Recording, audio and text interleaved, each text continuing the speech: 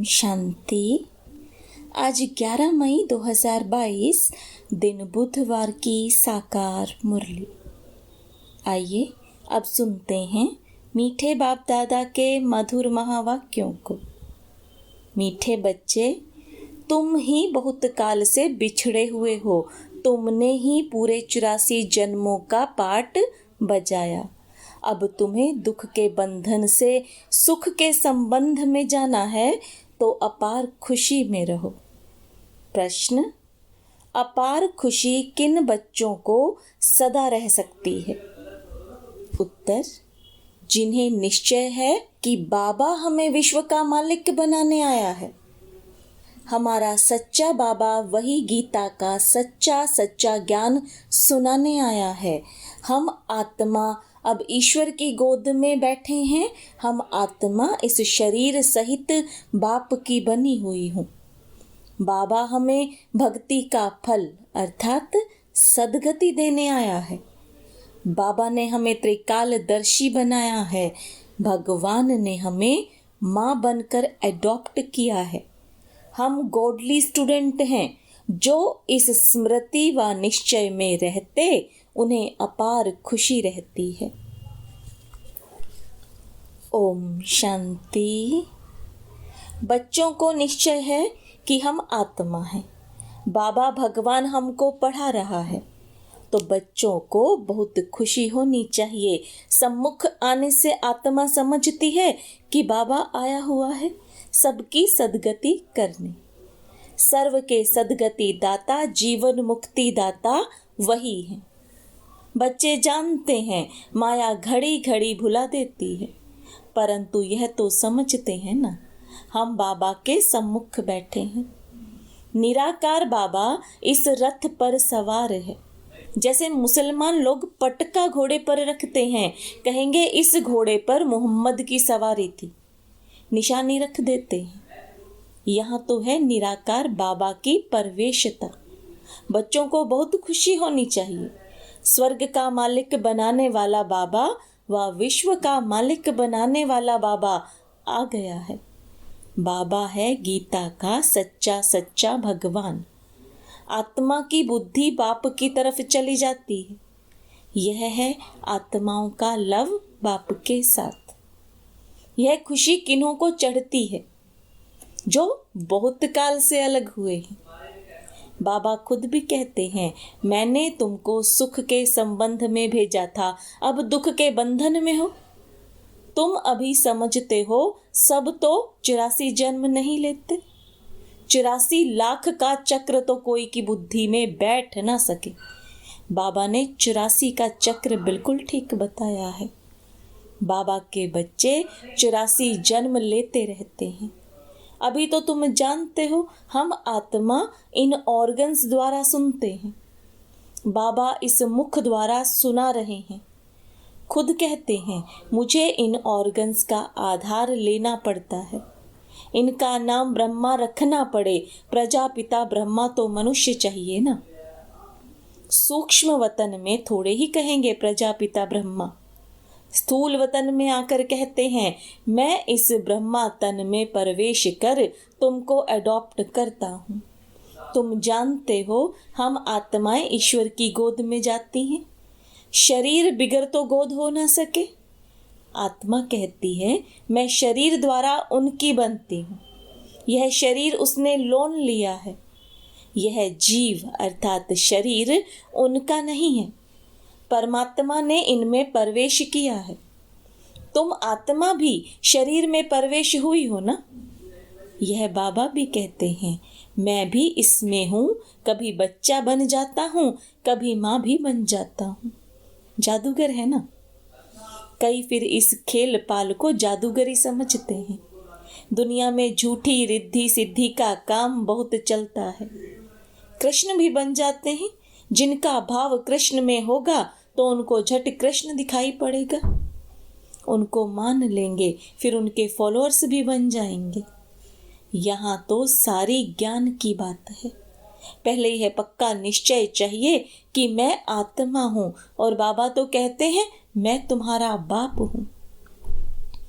तुम बच्चों को त्रिकालदर्शी बनाता हूँ, ऐसी नॉलेज कोई दे ना सके। भक्ति मार्ग का जब अंत होता है तब बाप को आना पड़ता है। भल बहुतों को शिव के लिंग का अखंड ज्योति स्वरूप का साक्षात्कार होता है। जैसी जिसकी भावना होती है तो वह मैं पूरी करता हूँ, परंतु मेरे से कोई मिलता ही नहीं, मेरे को तो पहचानते ही नहीं हैं। अभी तो तुम समझते हो बाबा भी बिंदी है, हम भी बिंदी हैं।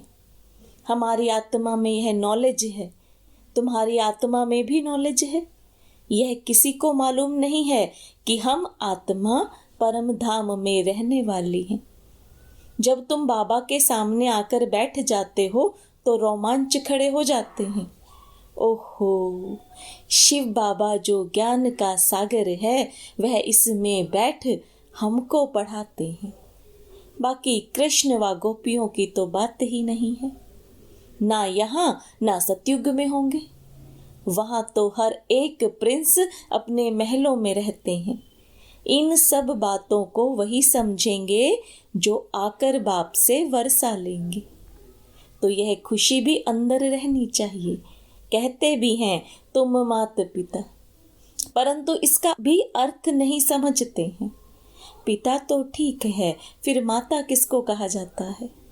माता तो जरूर चाहिए। इस माता की कोई माता हो ना सके। यह राज बड़ा समझने का है और बाप को याद करना है। बाप कहते हैं तुम्हारे में भी कोई अवगुण नहीं होना चाहिए। गाते भी हैं मुझ निर्गुण हारे में कोई गुण नहीं।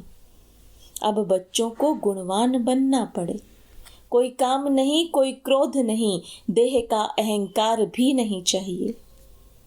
इस समय तुम यहाँ बैठे हो, जानते हो हम यहाँ हैं, फिर मुरझाइश आदि क्यों आनी चाहिए? परंतु यह परिपक्व अवस्था अंत में ही होगी। गाया भी हुआ है, अतीन्द्रिय सुख पूछना हो तो गोप गोपियों से पूछो। यह अंत में होगा। ऐसे कोई कह नहीं सकता कि हम 75% अतीन्द्रिय सुख में रहते हैं। इस समय पापों का बोझा बहुत है। गुरु कृपा से व गंगा स्नान से पाप नहीं कट सकते हैं। बाप अंत में ही आकर नॉलेज देते हैं, दिखाते हैं। कन्या द्वारा बाण मरवाए और मर गए, फिर मरने के समय गंगा जल पिलाया। तुम यहाँ जब बेहोश हो जाते हो तो तुमको बाबा की याद दिलाई जाती है। माँ में कम, यह बच्चों को आदत पड़ जानी चाहिए। ऐसे नहीं कोई याद कराए। शरीर छोड़ने के समय आपे ही याद आवे, बिगर किसी की मदद के बाप को याद करना है। वे लोग तो मंत्र देते हैं, वह तो कॉमन बात है। उस समय बहुत मारामारी आदि होती है। तुम भिन्न भिन्न स्थान पर रहते हो। उस समय ऐसे नहीं कहेंगे शिव शिव कहो। उस समय पूरी याद चाहिए, लव चाहिए, तब ही नंबर 1 पद प्राप्त कर सकेंगे। तुम बच्चे जानते हो मैं तुम्हारा बाप हूँ। कल्प पहले भी तुम बच्चों को गुल गुल बनाया था। सतयुग में योग बल से फूल बच्चे पैदा होंगे। दुख देने वाली चीज कोई वहां होती नहीं। नाम ही है स्वर्ग, परंतु वहां कौन निवास करते हैं यह भारतवासी जानते ही नहीं। शास्त्रों में ऐसी बहुत बातें लिख दी हैं कि वहां भी हिरण्यकश्यप आदि थे। यह सब है भक्ति मार्ग की सामग्री। भक्ति भी पहले सतो प्रधान होती है, पीछे धीरे धीरे तमो प्रधान होती जाती है। बाप कहते हैं मैं तुमको आसमान पर चढ़ाता हूँ, तुम धीरे धीरे नीचे आ जाते हो। मनुष्य कोई की महिमा है ही नहीं। सर्व का सदगति दाता एक ही बाप है। बाकी गुरु लोग अनेक प्रकार की तीर्थ यात्रा आदि सिखलाते हैं, फिर भी नीचे गिरते रहते हैं। भक्ति मार्ग में मीरा को भल साक्षात्कार हुआ, परंतु वह कोई विश्व की मालिक थोड़े ही बनी। तुमको तो बाबा कहते हैं जिन्न बनो, तुमको काम देता हूँ, सिर्फ अल्फ बे को याद करते रहो। अगर थक जाएंगे, याद नहीं करेंगे तो माया कच्चा खा जाएगी। एक कहानी भी है, जिन्न खा गया। बाबा भी कहते हैं तुम याद नहीं करेंगे तो माया कच्चा खा जाएगी। याद में बैठने से खुशी चढ़ती है। बाबा हमको विश्व का मालिक बनाते हैं। बाबा सामने बैठे हैं। तुम आत्माएं सुनती हो, मीठे लाडले बच्चे, मैं तुमको मुक्ति धाम में ले चलने आया हूँ। भले वापस जाने की कोशिश बहुत करते हैं, परंतु कोई जा नहीं सकते। कलयुग के बाद सतयुग, रात के बाद दिन आना ही है। तुम जानते हो सतयुग में हम ही होंगे।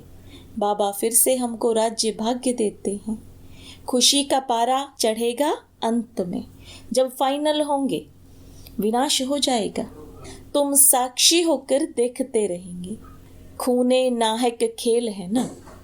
क्या गुनाह किया है जो मारने लिए बॉम्ब्स आदि बनाए हैं? मरेंगे तो सही। वह भी समझते हैं हमको कोई प्रेर रहे हैं। जो नहीं चाहते भी हम यह बॉम्ब्स आदि बनाते हैं। खर्चा तो बहुत होता है, ड्रामा में नूंद है। इनसे विनाश होना ही है।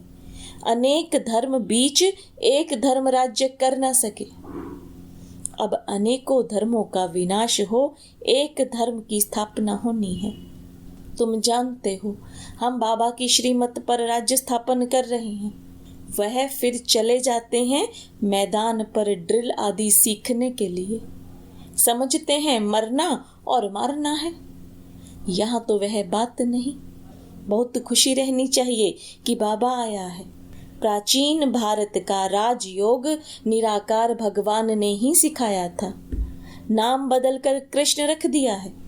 सन्यासी लोग समझते हैं हमारा ही प्राचीन योग है। तुमको कितना अच्छी रीति समझाते हैं। बच्चे, मुझे पहचानते हो? मैं तुम्हारा बाप हूँ। मुझे ही पतित पावन ज्ञान का सागर कहते हो। कृष्ण तो पतित दुनिया में आ ना सके। कृष्ण को फिर द्वापर में ले गए हैं। कितनी गलत फहमी है। बिल्कुल तमो प्रधान बन गए हैं। मैं आता ही तब हूँ जब सबको मुक्ति धाम में ले जाना है। तुम जानते हो हम पढ़ रहे हैं। हम गॉडली स्टूडेंट हैं। यह सिमरन करते रहो तो रोमांच खड़े हो जाएंगे। बाबा तुम बच्चों को ज्ञान का गर्भ धारण करा रहे हैं। फिर तुम यह भूल क्यों जाते हो? बच्चा पैदा हुआ और बाबा कहने लग पड़ा। समझ जाते हैं हम वारिस हैं, तो निरंतर दादे को याद करो। बाबा मत देते हैं बच्चे काम महाशत्रु है। इसने तुमको आदि मध्यांत बहुत दुख दिया है। यह है मृत्यु लोक वैशाल्य। राम शिवालय बनाते हैं जिसमें देवी देवता धर्म का राज्य होता है, परंतु उन्होंने कैसे राज्य लिया, कब लिया, यह तुम अब जान गए हो। वह समझते गॉड गॉडेज कभी पुनर्जन्म नहीं लेते हैं। किस एक बड़े को समझ में आ जाए तो आवाज फैल जाएगा। गरीब की तो कोई बात नहीं सुनते। तुम्हारे में भी नंबरवार धारणा वाले हैं। स्कूल एक ही है, टीचर एक ही है, बाकी पढ़ने वाले सब नंबरवार हैं। अच्छा, मीठे मीठे सिकिलद बच्चों प्रति माता पिता बाप दादा का याद प्यार और गुड मॉर्निंग। रूहानी बाप की रूहानी बच्चों को नमस्ते। रूहानी बच्चों की रूहानी बाप दादा को याद प्यार, गुड मॉर्निंग और नमस्ते। धारणा के लिए मुख्य सार। माया के वार से बचने के लिए जिन बन अल्फ और बे को याद करते रहना है। सिर पर जो पापों का बोझा है उसे योग बल से उतारना है। अतीन्द्रिय सुख में रहना है। मुख से सिर्फ शिव शिव नहीं करना है। बाप से सच्चा लव रखना है। कांटों से फूल बनाने की सेवा में तत्पर रहना है। वरदान, निश्चिंत स्थिति द्वारा यथार्थ जजमेंट देने वाले निश्चय बुद्धि विजयी रत्न भव। सदा विजयी बनने का सहज साधन है एक बल एक भरोसा। एक में भरोसा है तो बल मिलता है। निश्चय सदा निश्चिंत बनाता है और जिसकी स्थिति निश्चिंत है वह हर कार्य में सफल होता है, क्योंकि निश्चिंत रहने से बुद्धि जजमेंट यथार्थ करती है। तो यथार्थ निर्णय का आधार है निश्चय बुद्धि, निश्चिंत। सोचने की भी आवश्यकता नहीं, क्योंकि फॉलो फादर करना है, कदम पर कदम रखना है, जो श्रीमत मिलती है उसी प्रमाण चलना है। सिर्फ श्रीमत के कदम पर कदम रखते चलो तो विजयी रत्न बन जाएंगे। स्लोगन: मन में सर्व के प्रति कल्याण की भावना रखना ही विश्व कल्याणकारी बनना है। मातेश्वरी जी के अनमोल महावाक्य। इस संगम समय पर ईश्वरीय नॉलेज जो हमें मिल रही है, क्या यही नॉलेज फिर से सतयुग में मिलेगी? अब इस पर समझाया जाता है कि सतयुग में तो हम स्वयं ज्ञान स्वरूप हैं, देवताई प्रारब्ध भोग रहे हैं, वहां ज्ञान की लेन देन नहीं चलती। ज्ञान की जरूरत है अज्ञानियों को। सतयुग में तो सब ज्ञान स्वरूप हैं, वहां कोई अज्ञानी रहता ही नहीं है जो ज्ञान देने की जरूरत रहे। इस समय हम सारे विराट ड्रामा के आदि मध्य अंत को जानते हैं। आदि में हम कौन थे, कहाँ से आए और मध्य में कर्म बंधन में फंसे फिर कैसे गिरे। अंत में हमको कर्म बंधन से अतीत हो कर्मातीत देवता बनना है। अभी जो पुरुषार्थ चल रहा है इसमें हम भविष्य प्रारब्ध सतयुगी देवता बनते हैं। अगर वहां हमको यह मालूम होता कि हम देवताएं गिरेंगे तो यह ख्याल आने से खुशी गायब हो जाती, तो वहां गिरने की नॉलेज नहीं है, यह ख्यालात वहां नहीं रहती। हमको इस नॉलेज द्वारा अब मालूम पड़ा है कि हमको चढ़ना है और सुख की जीवन बनानी है। आधा कल्प अपनी प्रारब्ध भोग फिर अपने आप को विस्मृत कर माया के वश होकर गिर जाते हैं। यह चढ़ना और गिरना अनादि बना बनाया खेल है। यह सारी नॉलेज अभी बुद्धि में है, यह सतयुग में नहीं रहती।